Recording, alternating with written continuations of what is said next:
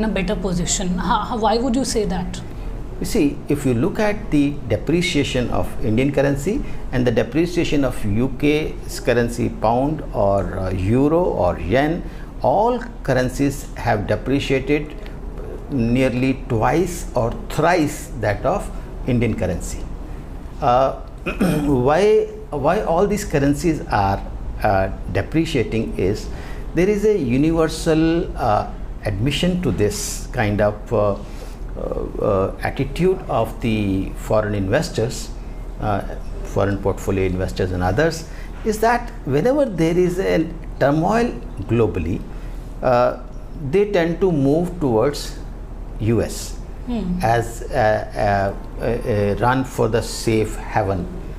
So because of that reason, there is a momentary depreciation of Indian currency and other currencies as well.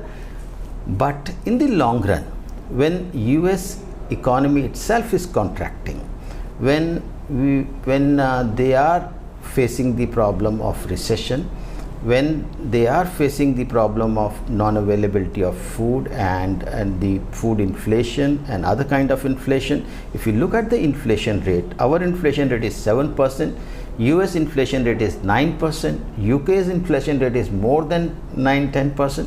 And so if we look at these situations, whenever the GDP is contracting, inflation rate is high, these economies are into trouble. But ours is GDP is growing, inflation is much lesser, and I think we are able to manage our economy much better than any other economy of the world. Well, another crucial issue is that the RBI has been raising rates to contain inflation. But the fact remains, many say that it is not helping. So there's a friction that has started between the RBI and the government, with many in the government pointing out that it is affecting growth. So how do you see these increase in rates? Is RBI on the right track by increasing? And in fact, this friction or conflict in the ideas of the government and the RBI is nothing new. Okay. This has been going on for decades. Every time when RBI says that we want to control inflation, this is our 4% plus minus 2%, and this we have to maintain. Otherwise, the economy will be in trouble. Monetary Policy Committee is an autonomous body, and therefore this conflict has been going on for decades. Sure. And there is nothing new about it.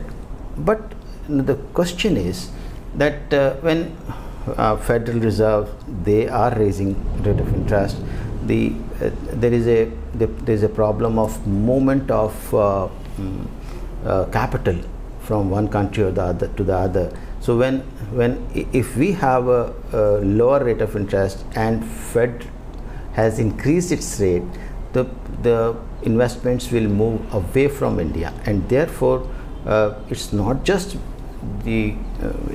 for maintaining the price line, it's not just for controlling the inflation, it is also an issue with regard to the foreign investment, and the country cannot afford that to allow the foreign exchange to move from India, because that itself is an issue, as we had discussed earlier about the exchange rate. So we can't allow our currency to depreciate or more.